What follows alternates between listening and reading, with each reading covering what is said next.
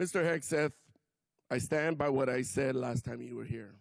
You were incompetent then, you're incompetent now, and you're the gift that keeps on giving when it comes to incompetence. With that, Mr. Chairman, I yield back. Gentleman yields. That wasn't frustration. That was a verdict. And to understand why it landed so hard, you need to understand what $25 billion actually means. The entire annual budget of the EPA is around $9 billion.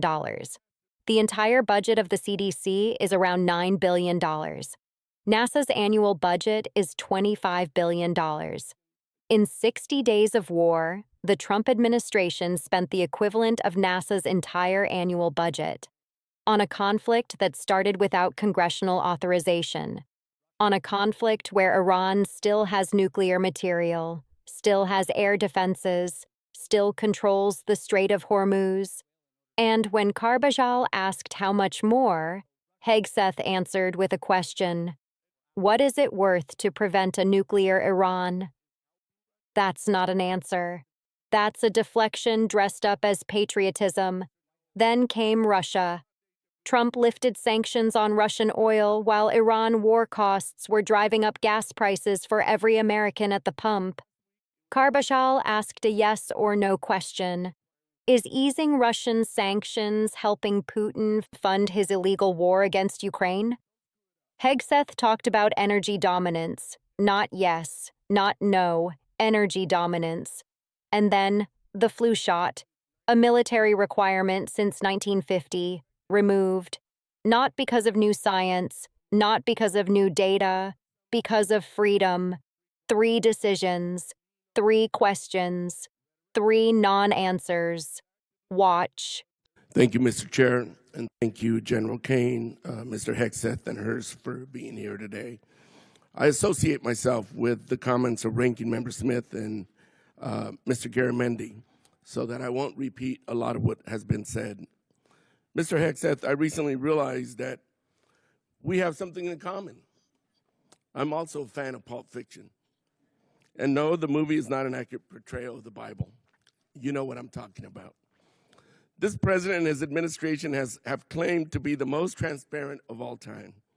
With that in mind, I'd love to get some straightforward answers today. Some estimates show that the Trump administration's war of choice in Iran is costing taxpayers around $1 billion every day. In addition to spending taxpayer money on a war they don't want, it is also driving up costs. The cost of gas, while the cost of living is skyrocketing under this administration's policies. To me, and I assume to the American people, it is unclear why we started this war, how it will end, and what anyone gained from it. Mr. Hegseth, about how much money has been spent on this war to date, and how much more do you anticipate spending? Well, as our comptroller laid out, the estimate is less than $25 billion at this point as far as an expenditure. And the question I would ask this committee is, what is it worth to ensure that Iran never gets a nuclear weapon, considering the radical ambitions of that regime? I mean, almost every member of this dais at some point has said, whether it was 2015, thank you for your answer. I'll proceed to my next question. Thank you for your answer. President Trump is the one that's willing to make sure it doesn't happen. Supposedly, we had taken care of the nuclear capability last time around. And now this war, we're at it again, because obviously we said we did, but we didn't. In a way that we know, the United States military can do. I want to reclaim my time. We know that the cost of oil and gas has gone up as a direct result of this war, and the American people are feeling that pain at the pump. In an attempt to alleviate the high price of gas caused directly by this president, he lifted sanctions on Russian oil. The way I see it, this is a massive gift to Putin and Russia's struggling economy. Mr. Hegseth, is there any concern that easing sanctions against Russia will allow Putin to continue funding Russia's illegal war against Ukraine? Well, we've seen Russia's and Putin's inability to make effective battlefield gains, just like their inability to defend the Maduro regime with the billions of dollars of systems the Russians sent to Venezuela in order to defend him, which were defeated in 15 minutes. So Russia's military capabilities are no match for ours. And you don't believe easing the sanctions is helping Russia? Well, We have the best energy team in the planet at It's just a President's yes or White no. House, and we're going to ensure that. This is not deja vu. It's a simple yes or I no. understand the energy dominance that this administration has unleashed. All right, well, through I'll our proceed to my all-of-the-above next question. strategy. Last week, it was announced that the Department of Defense is no longer requiring service members to get their annual flu shot. Now, this is an easy one for you. It's a softball. Don't screw it up. The rationale was to, and I quote, restore freedom to our joint force. This has been a requirement since 1950 because it is an effective at preventing the spread of flu among our troops. It's not some new woke requirement, as you like to lean on for much of your rhetoric. This decision is actively making our military less safe and less prepared. Mr. Hegseth, at this time, are there plans to remove the mandatory requirement of other vaccinations like measles, mumps, and polio? We made very clear in our announcement that it applies to service members having a choice as it pertains to the flu vaccine. Don't you think that's a little reckless? No, I think allowing well-informed Americans who serve our country to make a choice is not reckless. And commanders will still have latitude, say, for a submarine or something else, to make a decision for a unit about whether it could be mandatory in a particular circumstance. But overall, our troops have earned the right to be able to choose about something like that related to their health.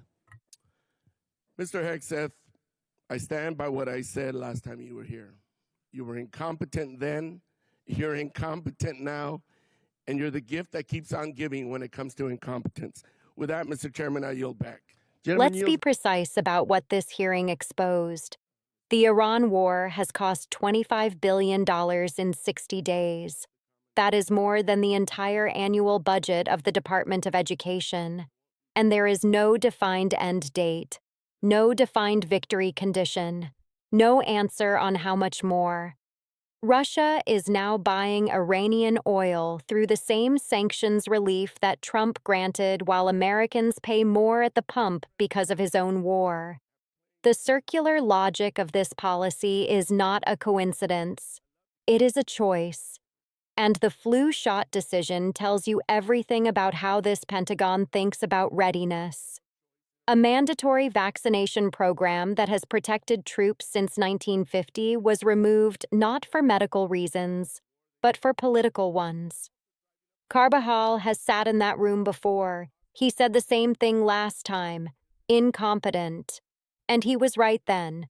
And the evidence in this hearing suggests he is right now. Subscribe to Dana Weston Daily. Because when they can't answer, we don't move on. Drop a comment. Do you think $25 billion for 60 days of war was worth it? We read every single one.